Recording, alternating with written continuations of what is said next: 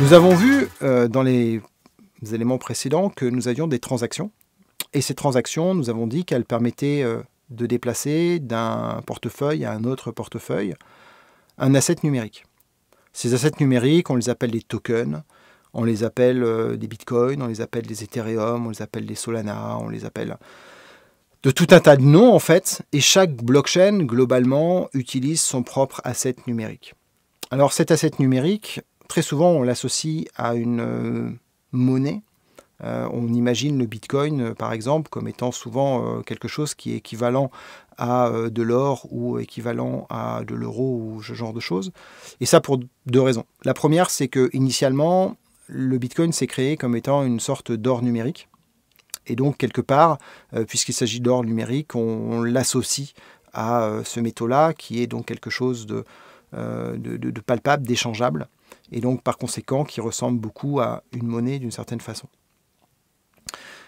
Toutefois, à mon sens, la similitude s'arrête à peu près là, et globalement, je trouve que c'est plus intéressant de comparer ces tokens à des actions, à une action d'entreprise qui serait cotée, que vous pouvez acheter, que vous pouvez échanger, que vous pouvez revendre, qui prend de la valeur en fonction d'un cours, et globalement, qui vous donne un pouvoir de vote. Parce que c'est de ça, en fait, dont il est question. C'est que sur une blockchain, on va avoir de la gouvernance, on en parlera tout à l'heure, et pour voter, eh bien, il faut posséder de l'asset numérique de cette blockchain-là. Donc c'est avant tout un droit de vote qui est cessible et qui est coté. Et donc en cela, je le vois plus personnellement comme étant une action. Alors la différence par rapport à une action classique, c'est que la blockchain, petit à petit, va libérer ses actions. Mais un peu de la même façon que le marché des actions, globalement, il y a une quantité finie d'actions qui est connue. Après, on peut potentiellement en faire mettre plus de capital et donc créer des actions, ou on peut potentiellement racheter des actions pour une entreprise et diminuer globalement le nombre d'actions. Mais globalement, on va dire qu'il y a un nombre d'actions qui est à peu près défini. Et c'est ce nombre d'actions définies sur lequel il va y avoir des échanges. Et c'est le cas, et c'est la promesse des blockchains, c'est dès le début de vous dire quel sera le nombre de tokens, donc de ces actions, entre guillemets, qui sera disponible. Et au lieu de libérer toutes d'un coup, en fait, la plupart des blockchains vont les libérer petit à petit, en suivant un certain nombre de règles qui sont définies dans ce qu'on appelle un white paper, c'est-à-dire un livre blanc, un papier, qui définit les règles de la blockchain, indiquant le nombre maximum de tokens qui seront mis à disposition, les règles de distribution et le rythme de distribution.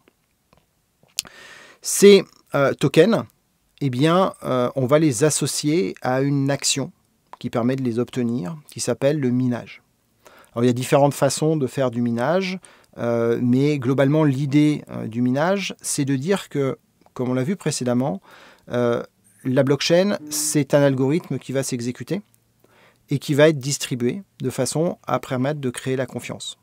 Et le résultat de tout ça va être visible, accessible par tout le monde. Alors, pour réaliser cela, il faut des gens qui fassent des calculs pour faire exécuter les algorithmes. Il faut beaucoup de gens qui fassent ces calculs-là pour qu'on ait la distribution. Et puis, il faut des gens pour mettre la donnée à disposition. Donc ces gens-là, ils travaillent. Ils travaillent parce que ça leur prend du temps de faire ça, parce que ça mobilise des ressources, des ordinateurs, de l'énergie. Et c'est un problème, en quelque sorte, on en parlera. Mais globalement, il y a besoin de ressources pour arriver à faire ça. Et donc la blockchain, qui n'est pas un organisme centralisé, qui ne peut pas payer ces gens en leur donnant des euros, des dollars ou de l'argent fiduciaire classique, eh bien la blockchain va les rémunérer sur un token numérique, qui va être le Bitcoin, l'Ethereum, le Solana et ainsi de suite. Donc en fait, l'action de minage est une action qui va permettre le fonctionnement de la blockchain et qui va donner comme rétribution la distribution de tokens numériques. Cette action de minage, elle peut se faire de façon différente. Je ne vais pas rentrer ici dans le fonctionnement précis du minage parce que ça deviendrait peut-être un peu technique, mais l'idée en fait, c'est qu'il peut y avoir du minage qu'on appelle de la preuve de travail.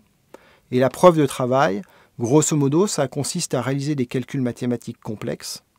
Et plus il y aura de personnes participant à la blockchain, et plus ces calculs mathématiques deviendront complexes. L'idée étant, si je reprends l'exemple de Bitcoin qui a un bloc toutes les 10 minutes, étant que pour réaliser le calcul mathématique, il y ait grosso modo, pour l'ensemble des acteurs de la blockchain et donc de la distribution, 10 minutes de travail, à peu près. De façon à ce que le rythme de progression de la blockchain soit bien dans les 10 minutes qui ont été prévues auparavant. Donc plus il y a de gens, plus le calcul est compliqué. Et donc plus le calcul est compliqué, multiplié par le nombre de personnes qui sont présentes, plus il va y avoir d'énergie qui est dépensée. Donc c'est tout le problème de la preuve de travail, comme on va retrouver sur Bitcoin, qui aujourd'hui est excessivement consommateur d'énergie. Ça a quand même un intérêt d'un point de vue blockchain, c'est que grosso modo, c'est aussi cette puissance de calcul et l'énergie qu'il y a derrière qui est consommée qui vont faire la valeur du token. On en reparlera un petit peu plus tard. Donc ça, c'est un des éléments qu'on appelle la preuve de travail. Il y a d'autres systèmes qui sont moins énergivores, comme par exemple la proof of stake, la preuve de possession, qui est plus un système dans lequel on va dire, comme un système d'intérêt, comme un livret A d'une certaine façon, où vous allez bloquer de l'argent, bloquer des tokens, pour être plus précis, mais qui ont quand même une valeur malgré tout. Donc bloquer les tokens, et en échange de ces tokens qui sont bloqués, on va vous distribuer les tokens qui sont générés pour les transactions, et votre machine va réaliser les calculs nécessaires. C'est une façon qui, globalement, demande des investissements financiers beaucoup plus importants, sans demander une course à la puissance de calcul, ce qui évite d'avoir beaucoup trop d'impact environnemental, mais qui a quand même malgré tout une conséquence, c'est que le sous-jacent énergétique, dont on parlait tout à l'heure, est beaucoup moins présent. C'est pour cette raison, malheureusement, que la preuve de travail est encore quelque chose de très répandu, parce qu'il apporte un sous-jacent énergétique qui valorise globalement les tokens. Alors il y a aussi tout un tas d'autres preuves de travail qui peuvent exister.